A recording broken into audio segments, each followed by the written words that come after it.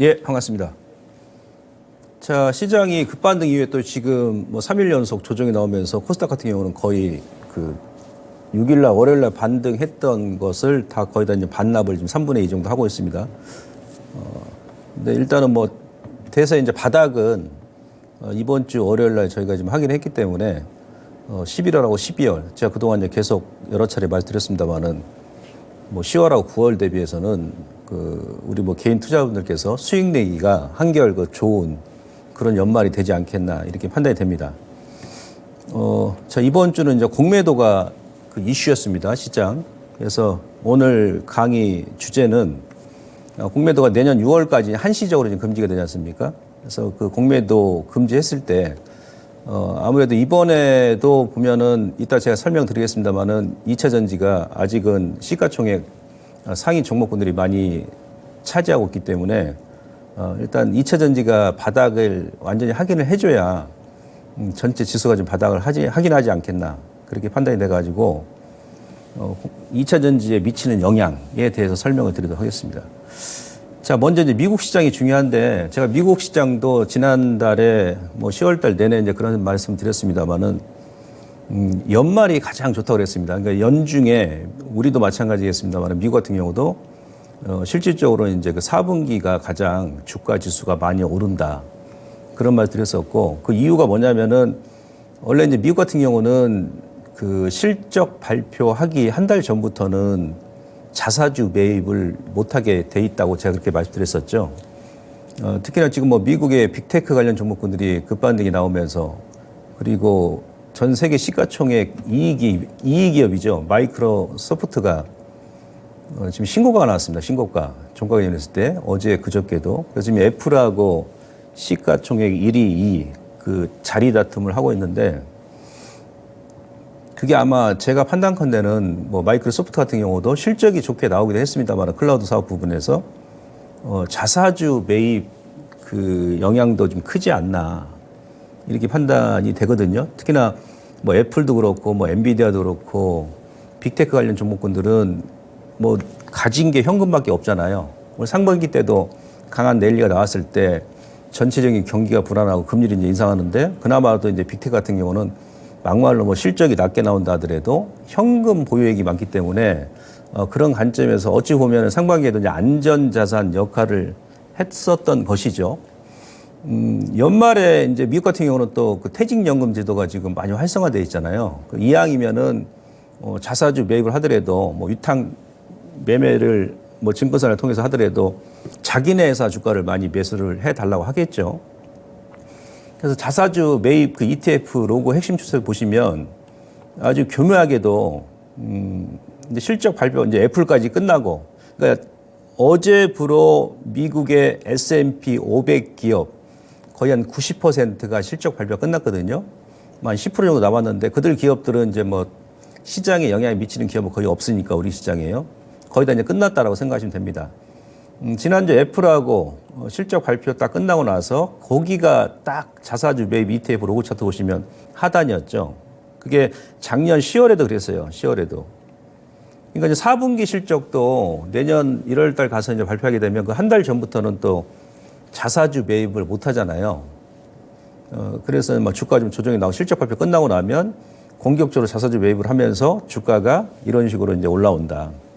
근데 전 개인적으로 하반기까지 자사주 매입을 추가적으로 더 많이 하지 않겠나 이렇게 지금 생각하고 있거든요. 네, 그렇다면은 어차피 뭐 그 자사주 매입 그 빅테크 관련 기업들 하반기까지 더 들어온다 그러면 뭐 전체 지수는 오히려 미국 시장 같은 경우도 기술적으로는 일단 뭐 연말까지 놓고 본다면 그 중간에 누를 수 있겠습니다만은 눌렀다 다시 또 올라가는 그런 모양새를 보여주지 않겠나 이렇게 지금 판단이 됩니다. 그러면 우리 시장도 뭐 연말 증시를 어느 정도 좀 가늠을 해볼 수 있는 그런 그 힌트가 되겠죠. 예. 그래서 요걸 여러분들 체크를 일단 참고를 하시고 저는 계속 하반기에 그 산타 랠리도 좀 가능하지 않겠나 이렇게 지금 판단이 됩니다. 자, 이제 공매도를 정부에서 지금 한시적으로 내년 6월까지 금지를 시켰지 않습니까?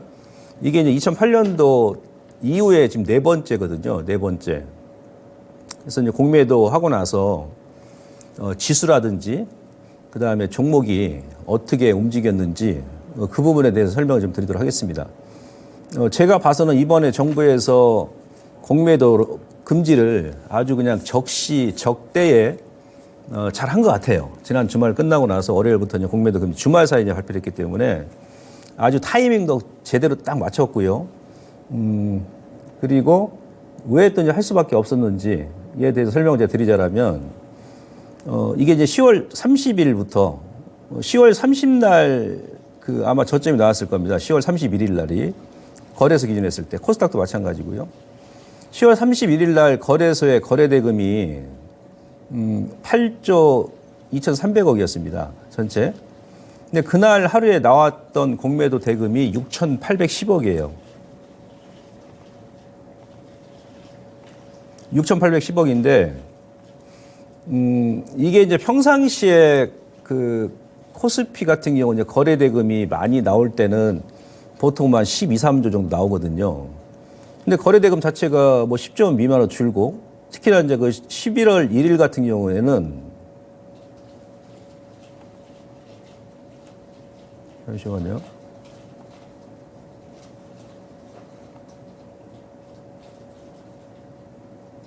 예. 11월 1일 같은 경우에는 거래 대금이 6조 원밖에 안 나왔어요. 6조 원. 6조 7천억. 그러니까 소위 말이 그냥 거래 대금 자체가 제가 여러 차례 말씀드렸습니다만은 말랐다는 얘기죠. 네. 근데 이제 그날도 공매도 대금이 5,800억입니다. 8%를 넘죠. 통상적으로 우리가 어떤 종목도 예를 들어서 특정 종목 그 7월 달에 제가 여러분들께 2차 전지가 그때 급등 나왔을 때 전체 코스피 거래 대금 대비 포스코 그룹주가 차지하는 그 거래 대금 비중이 20%가 넘었었다 그러잖아요. 예. 그래서 어떤 특정 종목이 코스피 전체 거래 대금 대비 한 20%, 15에서 20%만 되더라도 그날은 다른 종목군들이 거의 안 움직입니다. 그쪽으로 다 이제 자금을 쏠려버리니까. 공매도 대금도 마찬가지예요. 안 그래도 이제 거래 대금이 없어가지고 주가가 막 찌글찌글하고 저점을 깰 듯 말 듯 막 그런 상황에서 무려 8%가 나와버리니까 이 지수가 안 빠지겠습니까? 그죠? 11월 2일까지도 그렇고 3일까지도 6% 가까이 나왔습니다.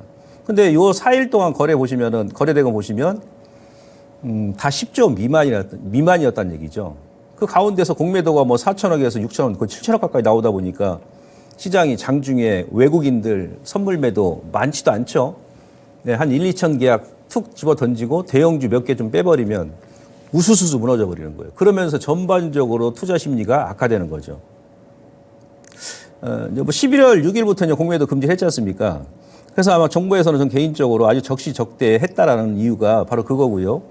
그 다음에 정부에서 공매도를 금지할 때는 일단 여러분들 뭐 생각해 보십시오. 아무 때나 그런 정책을 내보내면 안 되겠죠. 예를 들어서 공매도를 금지를 시켰는데 그러고 나서 주가가 또 많이 빠져버린다. 그러면 뭐 정책이 효과가 전혀 없잖아요. 정부에서도 어떤 공매도 금지라든지 다른 정책을 시장에 내놓을 때는 뭐 미국 뭐 경기부터 해가지고 뭐 미국의 주가 지수부터 해서 아니면 또 국내 뭐 수급적인 요인 그다음에 뭐 9월달 10월달 제가 그전에 체크해 드렸습니다. 어떤 불확실성이 좀 있는지 악재가 다 끝났는지 이런 걸 모든 것을 종합적으로 판단하고 그다음에 이제 또 하반기 내지 내년 상반기 우리나라 경제 펀더멘탈까지 다 계산하고 그다음 유동성이 증가하는지 감소를 하는지 한다라고 제가 지난번에도 말씀드렸지 않습니까? 그리고 밸류에이션 기준했을 때 지금 PBR이 어느 정도 되느냐, 그 다음에 PER, 예, 퍼가 지금 어느 정도 되느냐, 그것도 뭐 대형주, 중형주, 소형주 다 구분해가지고 모든 것을 종합적으로 판단하고 나서 그 다음에 정책을 내보내거든요. 예, 그 얘기는 무슨 얘기냐면 이따 제가 말씀드리겠습니다만은 여기서는 더 이상 빼면 안 될 그런 지수다. 국내 증시가 아무리 미국이 빠지든 뭐하든 간에 그런 이제 의미를 그런 메시지를 시장한테 보내주는 거죠. 이제 공매도 6월달까지 이제 한시로 안 나올 것이고 기관 쪽에서 시장 조성자들이라고 우리가 보통 그럽니다.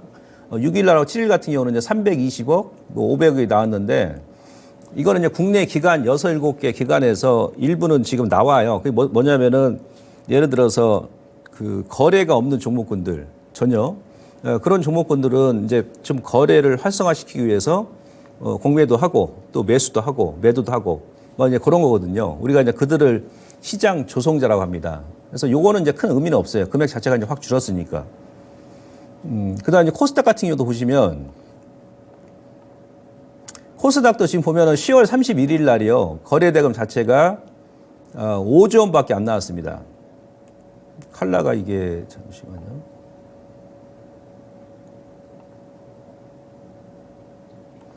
(10월 31일) 날 하고 (11월 1일) 날 5조 7,900억, 5조 원 초반대. 아마 제 기억에 올 1월 달이죠, 1월 달. 1월 달에 지수가 그때 막 1월 초에 저점 주고 12 연말에 빼고 작년에 1월 달에 저점 나왔을 때 그때 아마 코스닥이 거래대금 자체가 5조 원 후반대였어, 그 당시에도. 그러니까 11월 1일 날이 올해 들어서 코스닥 같은 경우는 거래 대금이 최저치였다는 얘기예요. 최저치. 거기서 그 이틀 동안 또 코스닥 같은 경우도 공매도가 4% 이상 나왔죠. 예. 그러다 보니까 시장이 또 엄청 뭐 저점을 깨고 흔들리고 장중에 막 앞서 말씀드렸습니다는 외인들 그 선물 매도도 크게 안 합니다. 한 1, 2천 계약 가지고 예. 올렸다 내렸다 올렸다 내렸다 막 변동성 엄청 많이 줬죠. 제가 여러분들께 외국인들 그 선물 매도할 것도 없다. 예? 말은 행주 쥐어짜기가 아니고 말은 오징어 쥐어짜기다. 없는 거 그냥 막 쥐어짜가지고 어떻게 해서든지 그냥 공매도 때려가지고 시장 좀 더 밀어서 우리 또 개인 투자분들 뭐 신용하고 그다음에 뭐 스탁론부터 해가지고 손절을 유도를 해가지고 저가에 이제 매수하려고 메이저들은 그렇게 이제 안간힘을 쓴 거죠. 예. 이제 공매도가 이제 코스닥 같은 경우도 그 기관들 물량이 좀 나오긴 하는데 이건 이제 뭐 큰 게 아니니까 그냥 전체적으로 코스피 시가총액 대비해가지고 기관하고 외인하고 이제 개인들 일부 공매도 때리는 비중이 사실은 이제 평상시에는 한 1%가 좀 안 돼요. 1%가. 근데 이번에는 저점에서 안 그래도 거래대금 자체가 죽어 있는 구간에서 뭐 8%가 나오고 코스닥 같은 경우는 4% 이상 공매도 나오니까 그래서 이제 시장 충격이 컸던 것이고 그로 인해서 정부에서도 예, 시장 안정화 차원에서 공매도 금지를 내년 6월까지 했던 것이죠. 자, 이 그림 보시면 여러분들께서도 지금 확연하게 눈에 보이실 겁니다. 그러니까 연초라든지 뭐 2분기까지는 코스피가 거래대금 자체가 앞서 말씀드렸듯이 뭐 10한 2, 3조 원 정도 계속 나왔거든요. 그리고 1월 달에 잠깐 지난 그 10월 달 수준까지 거래대금이 8조 원 정도 낮았었죠. 근데 이제 1월 달 같은 경우는 이미 이제 12월 달, 작년 12월부터 빠졌으니까, 예, 그때는 뭐 그렇다 치고, 예, 지금 그 연말, 그러니까 9월 달, 10월 달에 거래대금 자체가 완전히 죽은 상태에서 여기서 공매도 때려버리니까 저점을 안 깨냐고요. 그래서 제가 지난 시간에도 여러분들께 이스라엘 주가하고 우리나라 코스닥 주가와 같이 비교해 드렸었죠. 전쟁 일어난 이스라엘 주가보다 우리 코스닥 주가가 더 많이 빠졌었다고. 그죠? 아니고 맥점에서 아마 이제 정부에서 딱 공매도 금지를 정확하게 좀 발표를 한 게 아닌가 이렇게 판단이 되고요. 자, 그러면 우리가 이제 정부에서 공매도를 금지를 하고 나서 그 이후에 주가가 어떻게 움직였는지 그게 중요한 거 아니겠습니까? 그죠? 자, 그 앞서 제가 말씀드렸듯이 금융위기 이후에 지금 이번까지 4번 정부에서 공매도 금지를 했는데요. 이제 코스피 지수 그 당시에 이제 흐름을 좀 보잔 말이죠. 2008년도 그 10월 달에 공매도 금지를 했습니다. 그래서 2009년도 5월까지 이 당시에는 8개월 공매도 금지를 했거든요. 8개월. 물론 정부에서 이제 그 공매도 금지를 한다 하더라도 코로나 때는 빼고 나서 바로 또 이제 올라가고 막 그러니까 일시적으로 지금처럼 한번 급반등이 나오고 그 다음에 이제 좀 바닥을 완전히 다지는 그런 급등락이 현재처럼 그렇게 유지가 됩니다. 예를 들어서 2008년도 같은 경우는 이 당시에는 금융위기였지 않습니까? 그래서 리만 브라더스가 도대체 얼마가 물렸는지 파산 규모가 어느 정도 되는지 그 당시에는 뭐 미국 정부에서 발표하는 것도 뭐 금액이 한 1조 달러 뭐 IMF에서는 뭐 1조 5천억 달러, 뭐 연준에서는 뭐 1조 7천억 달러. 그렇게 이제 금액이 제각각이었어요. 그러다 보니까 도대체 얼마인지를 모르니까 주가가 막 속절없이 막 빠져버린 거죠. 불확실성이 가장 무서운 거거든요. 터져버리면 이제 딱 끝나는데, 공매도 금지하고 나서, 주가 지수가 한 20% 더 뺐었어요. 근데 그 자리는 이제 일시적인 거란 얘기죠. 뺐다가 이제 바로 쌍바닥 주고 그대로 이제 이렇게 올려버렸습니다. 그대로. 예. 자, 그 다음에 이제 2011년도 8월 달하고 이제 11월까지, 요때는 3개월 공매도 금지를 했죠. 요때는 그 티니지에서 그 자스민 혁명이라고 해가지고 북아프리카 뭐 폭동이 생겼었고, 그 다음에 이제 본격적으로 유럽 재정위기가 터졌던 그런 시기였죠. 그래서 그 당시에도 이제 코스피가 단기 급락이 나왔었거든요. 안 그래도 이제 전고점 돌파하고 나서 한번 누를 자리에서 그런 악재가 꼭 터집니다. 시장이 이상하게. 이번에도 이제 반등이 줄만하니까 내내 가만히 있다가 이스라엘 전쟁이 10월 10일 날 우리가 원래 1차 저점이 나왔잖아요. 코스피가. 그때 신용도 제법 많이 줄었었고. 근데 10월 12일인가 그때 또 이제 이스라엘 전쟁이 터져가지고 다시 한번 또 밀어버리고 했지 않습니까? 보통 시장이 좀 그렇게 돌아갑니다. 아무튼 이때도 이제 공매도 규제하고 나서 이때는 이미 이제 주가가 오른 게 있었으니까 반등이 나왔는데 그 이후에 계속 이제 뭐 박스권으로 한 5년 동안 움직였습니다. 이때는 이명박 정부 때고 이때는 이제 박근혜 정부, 이제 문재인 정부, 지금 윤석열 정부 이렇게 넘어오는데 그랬었고요. 그러니까 공매도 이때는 규제했다 하더라도 저점은 확인하고 나서 반등 주고 계속 박스였다. 그 다음에 코로나 때 했지 않습니까? 2020년 3월부터 2021년 5월까지. 코로나 때는 워낙에 뭐 순간적으로 빠졌었고, 그 다음에 모든 정부가 각국 중앙은행이 뭐 제로금리까지 금리를 낮추다 보니까 유동성이 풍부했었고, 그러면서 이제 V자로 반등이 나왔던 것이죠. 자, 이번에도 여기서 이제 공통점이 뭐냐면, 공매도 정부에서 금지를 하고 나서 금융위기 때는 이제 급락 나왔으니까 바로 추가적으로 V자로 올랐습니다만은 2011년도부터는 이때는 박스권이었다. 코로나 때도 이제 유동성이 풍부해지니까 V자로 올리긴 했습니다만은, 예.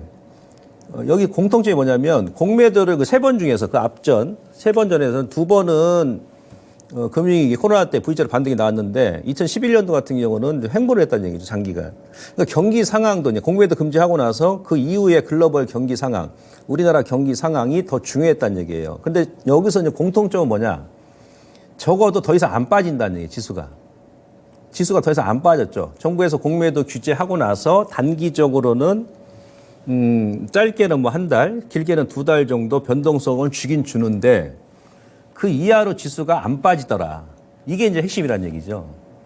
그럼 지금 이번에도 마찬가지예요. 물론 저 역시도 여러분들께 지난주 뭐 10월 달 내내 워낙에 지금 저평가다. 10년 만에 찾아오는 가대 낙폭 구간이다. 가소평가 구간이다. 여러 차례 말씀드렸습니다만은 정부에서도 이제 그걸 읽은 거죠.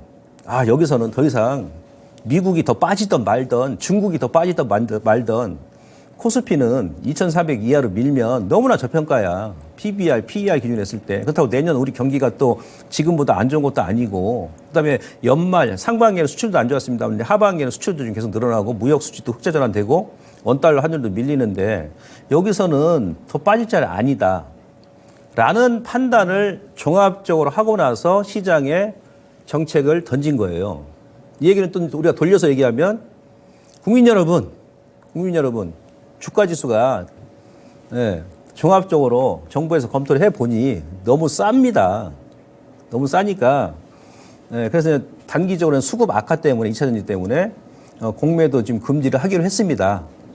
그러하니 좀 여유가 되시는 분들은 이제 주식을 사셔도 됩니다라는 그런 얘기겠죠. 그죠? 그러다 보니까 이제 뭐 고객 예탁금도 좀 증가를 하고 이미 이제 악성 매물, 신용이라든지 뭐 스탁론이라든지 뭐 반대 매매라든지 뭐 미수금이라든지 그다음에 주식 담보대출 같은 경우도 10월달, 9월달만 전체적으로 한 7조 원 이상이 시장에 일단 소화를 했지 않습니까? 예, 그래서 이제 그렇게 내보낸 거고. 자, 이렇게 되면 이제 저점은 나왔잖아요. 단기적으로 왔다 갔다 한다 하더라도 2,300 이하는 빠지면 무조건 저평가다. 정부에서 그 보증을 서주는 거죠. 소위 돌려서 얘기하면. 예. 근데 여기서 타이밍만. 근데 공매도 그 전에 보니까 뭐 금융위 때도 그랬었고 2011년도에도 그랬었고 뭐 코로나 때도 이제 그랬었는데 다소 좀 이런 공매도 금지 정책을 발표하고 나서 뭐 한 달 정도, 예? 예, 그 정도의 이제 변동성이 있었다는 얘기죠. 근데 여기서 가장 중요한 것은 공매도 하고 나서 금지하고 나서 거기서 중기를 봤을 때는 시장이 완벽하게 일단 저점을 하긴 했더라. 이게 이제 핵심 포인트입니다. 아시겠죠? 자, 그 다음에 지금 상당히 변동성이 심한데 불과 지금 뭐 한 일주일 만에 지금 증시의 이 얼굴이 완전히 바뀌어버렸습니다. 제가 지난주에는 10월 그 마지막 주 10월 27일까지 주요국, 글로벌 주요국 증시 주가 상승률 비교표를 들고 왔잖아요. 근데 그때는 그 이스라엘이 10월 한 달 동안 11% 텔아비브 지수가 빠졌었는데 우리나라 코스닥은 그 12.5%가 빠졌었죠. 그죠? 그러면 제가 이 자리에서 지금 대한민국 해병대하고 하마스하고 지금 전쟁해 갑니까? 제가 그랬지 않습니까? 이스라엘보다 더 많이 빠졌으니까. 그 일주일 만에 완전히 바뀌어버렸어요. 일주일 만에. 원래는 그저께는 코스닥이 한 17% 오른 거 17%. 네? 예, 이게 어제 기준인데 어제 기준. 이틀 지금 빠졌으니까 이제 10.18%. 그 한 달 동안 뺀 것을 불과 그냥 하루 만에 다 복구해 버렸다는 얘기죠. 하루 만에. 이것은 이제 물론 정부에서 공매도 금지를 발표한 그 효과도 있습니다만은 만약에 우리 시장 자체가 그 현재 지수대가 뭐 코스닥, 코스피가 고평가였다. 그러면은 또 이렇게 못 오릅니다. 아무리 공매도 금지한다 하더라도 정부에서. 워낙에 저평가 구간이었기 때문에 그런 구간에서 10월 달에 악성 매물이 다 소진이 되고 9월 달 또 10월 달에 국채 금리, 그다음에 환율, 뭐 유가부터 해가지고 제가 12가지 악재를 2주 전인가요? 이 자리에 여러분들께 다 말씀드렸죠. 다 해소를 했고 그런 구간이다 보니까 공매도 금지를 그런 구간에서 발표하다 보니까 시장이 너무나 저평가 구간에서 그런 정책이 나오다 보니까 급반응이 나와버린 거죠. 그러니까 단순하게 공매도 금지를 했다 해가지고 거래소 코스닥이 그저께까지 코스피는 막 10% 넘게 올랐고 지수가 하루 만에 그리고 뭐 코스닥은 뭐 15% 넘게 오르고 그러진 않습니다. 그러니까 기본적으로 현재 종합지수는 뭐 연말이 됐던 뭐 내년에도 마찬가지입니다. 계속 저평가다. 그러니까 좌우지간 코스피 적정 지수는 우리나라가 이제 수출이 올해 상당히 안 좋았잖아요. 그죠? 연간으로 따져도. 그럼에도 불구하고 너무 싸다는 얘기예요. 이런 기본적인 생각을 가지시고 내년까지 여러분들께서 시장을 대응하셔야 된다는 얘기예요. 밀리면 또 저평가다. 이런 식으로. 그러면서 지금 우리 뭐 코스피, 그러니까 나스닥 같은 경우도 11월 들어서 6.14% 올랐고 코스닥은 6.31, 가장 많이 올랐습니다. 예. 그리고 이제 지난달 같은 경우는 뭐 중국하고 대만, 독일 같은 경우는 제가 말 그대로 중기 상승 내일리 중에 아름다운 조정이라고 그랬지 않습니까? 10월까지. 왜? 10월달 나스닥 2.8% 뺐고 다우는 1.3%밖에 안 뺐었거든요. 근데 짧은 기간에 이렇게 올렸다는 얘기는 상당히 저평가 구간이었다라는 것을 굳이 이제 공매도 금지 때문에 올랐다기보다도 예, 시장에서 일단 그렇게 평가를 한 겁니다. 이 부분이 중요하고요. 자, 그 다음에 그 10월 달 대비해서 이것도 완전히 바뀌죠. 이거 무슨 얘기냐면 엊그저께 공매도 금지하고 나서 물론 이제 그동안 많이 빠졌던 2차 전지 종목군들이 뭐 포스코 퓨처엠, 뭐 에코프로 BM. 그러니까 11월 6일 날은 대한민국 증시에 새로운 기록이 많이 수립된 그런 날이에요. 대표적으로 이따 제가 설명드리겠습니다만은 하루 만에 코스피 시가총액은 정확히 104조 원이 늘어나 버렸습니다. 104조 원이에요. 그러니까 9월달, 10월달 고점 대비해서 올해 최고점 대비해서 코스피 시가총액이 지난번에 제가 말씀드렸죠. 한 200조 원 정도 감소했었어요. 두 달 동안. 그 200조 원 중에서 절반 조금 넘게 104조 원이 하루 만에 다시 채워진 거죠. 코스닥 같은 경우는 하루 만에 28조 원이 시가총액이 늘어나 버린 거예요.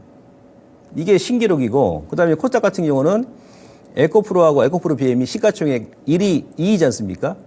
시총 1위, 2위 종목이 하루 만에 둘 다 상한가 들어간 것은 처음 보는 것 같습니다. 네. 그 다음에 이제 상승 종목수도 마찬가지고. 예. 아무튼 그런 신기록이 나왔어요. 분위기는 나쁘지 않다는 얘기죠. 이런 게. 그 이후에 제가 데이터 보니까, 그 전에 데이터 보니까 다 올라갔다라는 얘기예요. 지수가. 이런 그 신기록이 딱 수립되고 나서. 근데 그날 그 소형주 지금 보유하신 분들은 조금 소외감을 느끼실 겁니다. 작은 종목군들. 10월 달에 전체 코스피가 7.5% 하락이 나왔고 10월 6일 날 한 번에 지금 만회를 해버렸죠. 코스피가. 코스닥도 마찬가지고. 아래 그래프는 10월 달 그 하락률이고 위쪽은 11월 어제까지의 이제 상승률입니다. 코스닥 코스피. 근데 대형주는 제가 그랬지 않습니까? 10월 달에 대형주가 가장 많이 뺐다고 그랬잖아요. 대형 지수가. 코스피도 그랬고 코스닥도 대형 지수가 14.5% 뺐는데 소형 지수는 10%밖에 안 뺐다고 그랬죠. 지난주에 보여드렸던 차트입니다. 거래소 같은 경우도 대형주가 7.7% 빠졌는데 소형주는 5.4%밖에 안 빠졌다. 그러니까 제가 이걸 보여드렸었죠. 차트상으로 우리가 121선이 이제 경기선이잖아요. 121선. 이 차트 기억나시죠?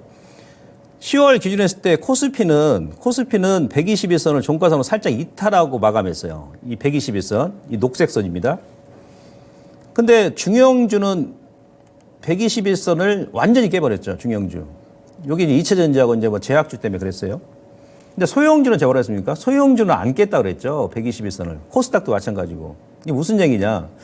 이 시장이 무슨 문제가 생겼다. 어떤 금융 시스템에 문제가 생기고 그 다음에 이제 우리 경기부터 해가지고 글로벌 경기가 갑자기 뭐 악화된다든지 어떤 우리가 모르는 돌발 악재가, 큰 악재가 생긴다 그러면 이 세상에서 가장 똑똑한 놈이 돈이거든요. 네, 돈은 눈이 달려 있습니다. 그럼 이제 메이저 세력들이 먼저 팔고 나간다는 얘기입니다. 경기가 갑자기 또 안 좋아지고 막 꺾여버리면은 대형주가 먼저 빠지겠습니까? 그 기업에 납품하는 소형주가 먼저 빠지겠습니까? 소형주가 먼저 빠져버리겠죠. 예를 들어서 10월 말까지 대형주가 7.7% 빠졌는데 소형주는 5.4%밖에 안 빠졌네? 그 제가 지난주에 무슨 말 드렸어요? 네. 이것은 이제 추세가 죽은 게 아니다는 얘기죠.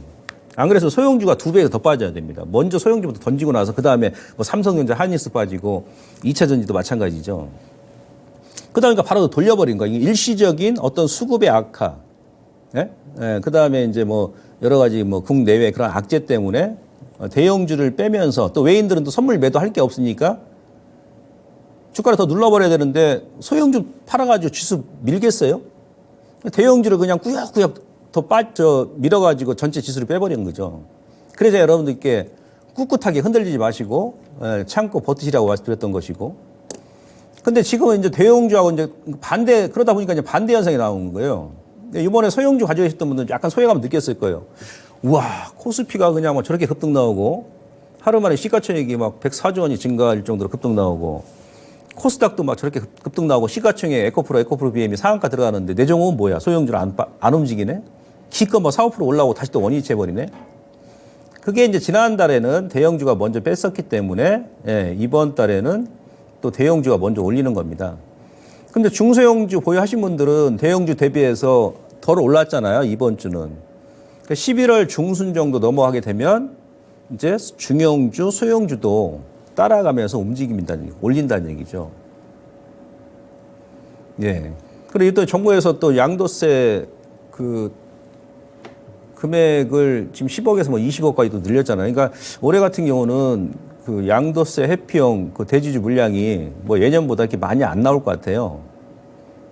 예. 그리고 이제 미국 같은 경우도 이번에 이제 반등 나오는 그 종목별 제가 그 데이터를 보니까 러시아리 2000 지수까지 포함해가지고 그동안 이제 가장 많이 빠졌던 종목군들 미국 지금 대형주, 소형주 구분 없이 가장 많이 빠졌던 종목 위주로 반등이 좀 나오더라고요.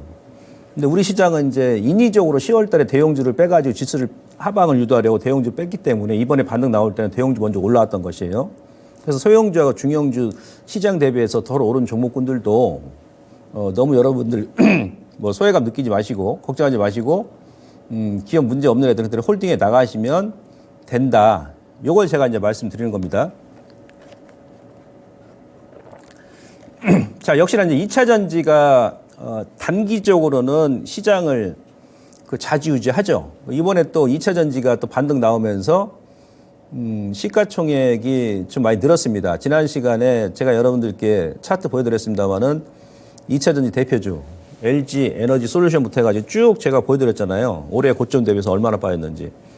그 중에 이제 에코프로 BM. 에코프로보다도 에코프로 BM이 요번에 좀 강하게 좀 올라왔었지 않습니까? 좀 더? 그것도 마찬가지예요. 에코프로 BM이 에코프로보다 더 많이 좀 빠졌었으니까. 그죠? 예. 그래서 2차 전지 위주로 좀 올라왔는데, 이거 왼쪽은 코스피하고 2차 전지 대표 종목군들, 차트를 제가 같이 이렇게 비교해 보니까, 역시나 아직까지는 동일하게 움직이더라. 그리고 오른쪽은 코스닥하고 이제 2차 전지, K 누질 주스입니다. 동일하게 움직이죠. 동일하게.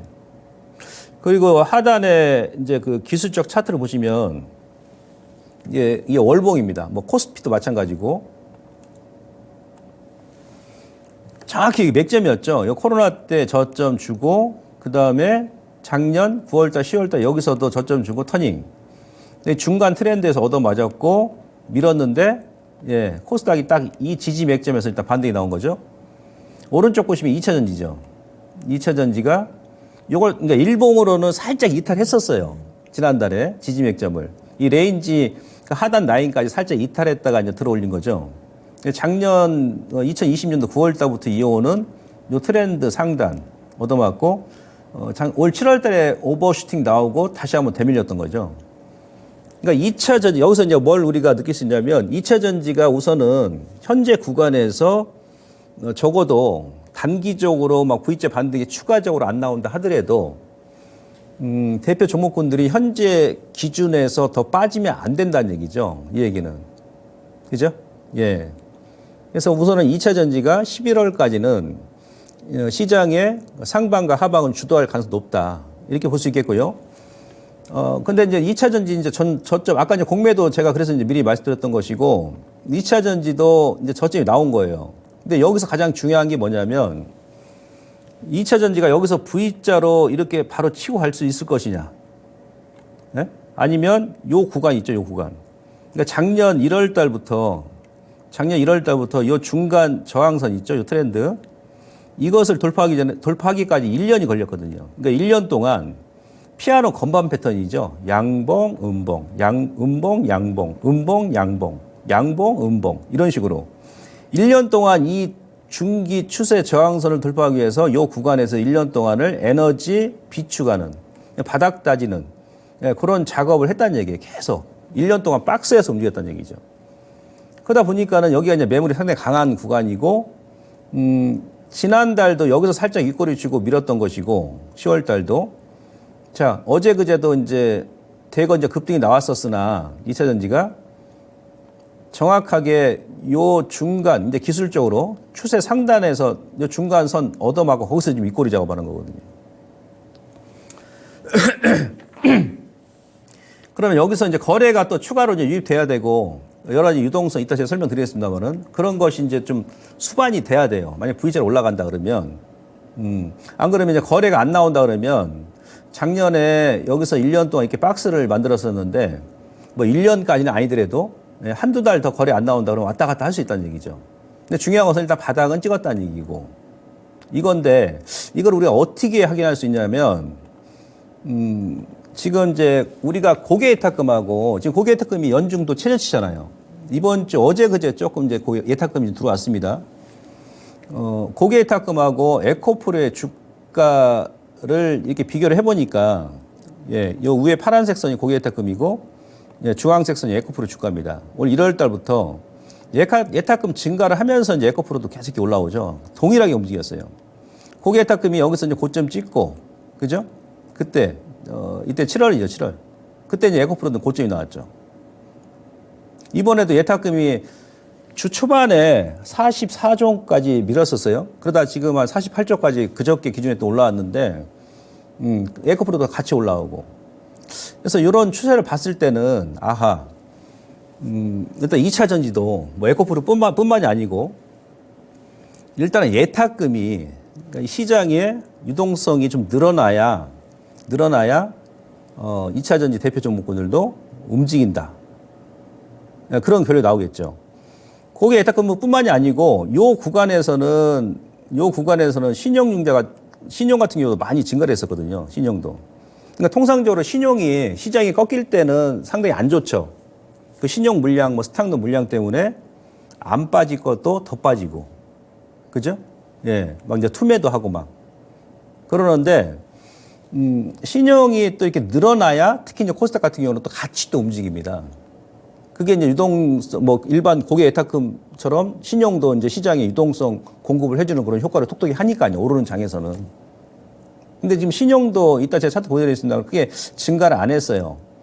그래서, 물론 여기서 바로 이제 V자로 뭐 치고 갈 수도 있겠죠. 뭐 외인들 뭐 쇼커버 더 늘을 수도 있고 아니면 4분기 뭐 실적이 뭐 상당히 좀 좋아진다. 기존보다. 그리고 뭐 2차 전지 그 배터리 같은 경우도 지금 뭐 GM하고 지난달에 여러 가지 뭐 생산 라인을 뭐 단축하고 뭐 한다고 얘기가 좀 빠졌습니다만은 다시 또 이제 뭐 확대한다. 뭐 테슬라도 마찬가지고 그런 얘기 나오면은 V자로 갈 수도 있는데 우선은 지금 이번에 반등 나오고 나서 단기적으로는 다음 주 이후까지는 좀 더 그 저점은 훼손을 안 하되 현재 가격 전후에서 좀 급등락이 지금 연출이 되지 않겠나 이런 우리가 좀 판단을 해볼 수 있겠죠. 네, 그렇게 일단 여러분들 이해를 하시면 될 것 같고요. 그래서 2차 전지 이제 투자 전략이 어떻게 되냐면 일단 공매도 금지에 따른 주가 저점은 장기 저점 확인했다. 요거만 하더라도 상당히 이제 우리 개인 투자자분들께서 호흡하시기가 편하잖아요. 그죠? 뭐 단타를 하든 뭐 중기로 가져가시는 분들은 뭐 추가적으로 분할 매수를 하시든 간에. 근데 중요한 것은 이제 고객 예탁금이 증가하는지 여부를 보셔야 됩니다. 올해 고객 예탁금이 7월 달 고점이었을 때는 58조까지 증가했거든요. 58조. 지금은 어제 그저께까지 48조까지 낮아졌으니까 제가 봐서는 최소 뭐 50한 2, 3조까지는 올라서줘야 된다. 그랬을 때 뭐 2차 전지 관련 종목군들도 주가 상승 탄력도가 단기적으로는 더 나올 수 있고요. 그 다음에 거래대금 증가. 예. 유동성이 일단 증가를 해야 된다는 얘기입니다. 단기적으로는 V자 반등보다는 또 이제 계단형 상승 패턴을 저는 예상하는데 왜 그러냐면 자, 이때하고 이제 1월 달 있지 않습니까? 이때는 주변 증시 환경이 요때는 예탁금도 바닥을 찍고 계속 늘어나는 추이였죠. 신용도 계속 늘어나는 추이였어요. 신용도. 그죠? 그리고 이제 주식 참여자분들도 꾸준하게 늘어나는 추이였습니다. 예. 이때는 에코프로가 시가총액이 얼마였냐면은 4조 원이 안 됐습니다. 이 당시에는. 근데 지금은 시가총액 얼마입니까? 20조가 넘잖아요. 그러니까 올 1월, 2월 대비해서 에코프로 이 친구가 주가가 이제 고점 대비해서 조정이 나왔으나 그래도 1월 대비해서는 시가총액이 지금 7배, 8배 이거 몸이 좀 그렇게 무거워졌다는 얘기예요. 무거워졌다는 얘기죠. 그거까지 우리가 이제 감안해야 된다는 얘기입니다. 그러니까 상반기 때처럼 일단 저점은 나왔는데 예탁금이 늘어나고 막 그런다 하더라도 그때보다는 좀 비탄력적으로 움직일 가능성이 높겠죠. 그렇죠? 그러면 이제 우리가 전략이 어떻게 되겠습니까? 아하. 그 상반기 때는 이러이러 거기다 막 7월 때는 포모 자금 들어오고 묻지마 매수 자금 들어오고 하면서 막 올렸잖아요. 거기다 뭐 숏 스키즈 현상까지 발생하면서 더 올렸던 것이고. 근데 지금은 약간 분위기가 틀렸잖아요. 몸도 무거워졌고 예탁금도 7월 고점 대비해서 지금 10조 원 감소했고 신용도 지금 감소한 것은 좋으나 아직 늘어난 추이가 아니잖아요. 예, 그래서 이제 약간 그 둔탁하게 이런 식으로 계단형 상승으로 아니면 지그재그 패턴 만들고 우상향 추세를 그려 나가지 않겠나 이렇게 판단을 해볼 수 있겠고요. 지난번에 제가 말씀드린 그 고점에서 매수하신 분들은 이제 추가 반등을 기다리시고 그 다음에 이제 비중이 또 혹시 크신 분들은 주가가 여러분들 크게 손실 안 난 구간에서는 일부는 조금 조절을 하시라는 얘기죠. 일부는 예, 그렇게 일단 해 나가시면 될 것 같습니다. 자, 다음 그림 보시면요. 아까 제가 여러분들께 최근 이제 시장이 워낙에 또 변동성이 크니까 단기적인 전략을 제가 말씀드리려고 하는 겁니다.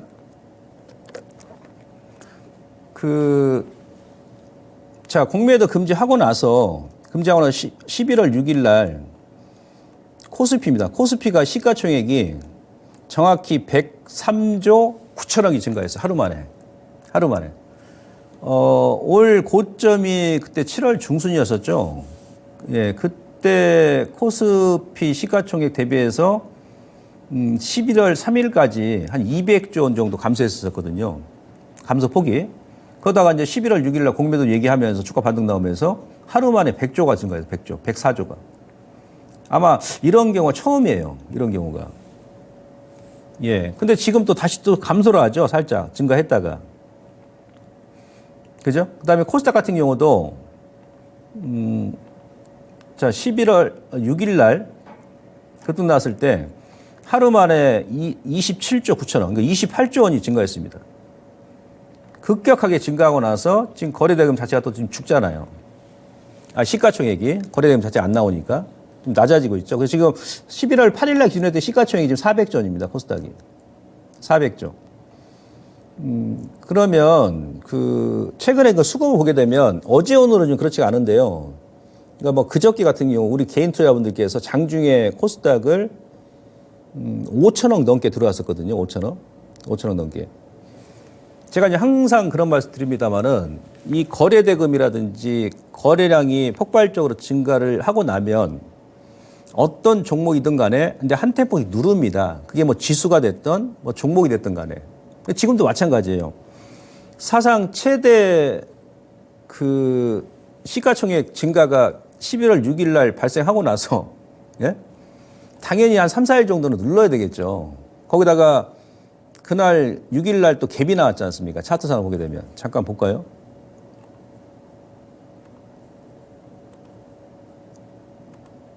예. 여기 지금 코스피 이게 일봉 차트인데, 지금 121선이 하향이기 때문에 올라가도 또 얻어맞을 겁니다. 예. 일단 저점 확인했는데 여기서 지금 하나, 둘, 3갭이 나왔죠. 3갭이 나왔지 않습니까? 제가 공개방송에서 여러분들께 코스피가 여기서 1갭, 2갭, 3갭 나오고 개미알기, 머리가 나왔다 그랬지 않습니까? 그래서 이 시간에 제가 그랬어요. 이런 패턴은 오래 가지 않습니다. 제가 그랬지 않습니까? 그죠? 이런 패턴은 오래 가지 않습니다. 그리고 여기서 1갭, 2갭, 3갭이 나왔기 때문에 특히나 세 번째 3갭은 여기서 엄청 크게 나왔지 않습니까? 이날 항소의 뿔 만들고 나서. 이게 추세 반전형 패턴이라고 그랬지 않습니까? 그래서 제가 이 갭까지 코스피가 매크로 올라갑니다라고 얘기했어요. 근데 이제 한 번에 61선까지 장을 해봤단 말이지. 근데 에너지를 너무 많이 이날 비축을 해버린 거예요. 그러니까 발산을 시켜버린 거예요. 그죠? 그러니까 만약에 이 갭까지 또 메꿀 수도 있다는 얘기, 코스피가. 뭐 당장 안 메꾼다 하더라도, 예. 왜냐면 미국 시장도 어제까지 8거래일 연속 지금 올랐거든요. 그래서 지금 현재 자리는, 그러니까 길게 보면 뭐 밀리면 매수예요. 근데 단기적으로는 요 갭 정도 메꾸는 그런 자리, 예, 그 정도 감안하고 지금 또 거래가 안 나오냐, 거래 대금 자체가 안 나오지 않습니까? 그래서 한 다음 주 정도까지 여러분들께 지금 서둘 필요 없다는 얘기입니다. 코스닥도 마찬가지고 눌러주면 매수를 하는데 올라갈 때는 따라갈 필요는 없다는 얘기, 단기적으로. 예, 그렇게 일단 보시면 될 것 같아요. 그래서 이렇게 이제 거래 대금 증가하고 시가총액이 단기간에 역대급으로 증가하고 나면 최소한 3, 4일, 아니 뭐 한 1, 2주 정도 여러분들께서 좀 차분하게 접근하는 것이 정답이다. 이렇게 말씀드릴 수 있겠습니다. 자, 그리고, 지금 보시면은 ADR 같은 경우도 ADR, 물론 소형주는 지금 올라온 게 없으니까 크게 이번 지수 반등 구간에서 별 상관이 없습니다만은 대형주가 올라오면서 지금 코스닥 거래소, 코스피, ADR을 주 초반에 월요일 날 100 이상 끌어올려 버렸어요. 통상적으로 이제 100 이상, 아니면 이제 120이 상당히 가열 구간인데 지금은 그래도 전체적으로 수급이 많이 들어오지는 않잖아요. 예, 그런 구간이기 때문에 그런 유동성을 감안한다 그러면 100 정도 올라오게 되면 다시 한번 누른다는 얘기죠. 제가 여러분들께 공개 방송에서 또 지난 10월 달에 ADR이 거래소도 그랬고 10월 말 정도 코스닥이 한 60대 초반까지 밀었었다 그랬죠. 그러니까 이 ADR 지표 기준에 했을 때는 3년일의 최저 구간이다. 그런데 거기서 이제 급반등 나오고 나서 지금은 100을 돌파했었기 때문에 조금 더 내려와 줘야 됩니다. 한 80만 중반 정도? 예, 그 정도. 그럼 ADR 지표를 고려한다 그러면 예, 주가가 다음 주까지도 조금 이제 그 장중에 급등락이 연출되는 그런 플랫폼형 패턴을 만들어 갈 가능성이 높겠죠. 이 부분을 참고하시고. 자, 그리고 이제 신용. 요 신용이 신용.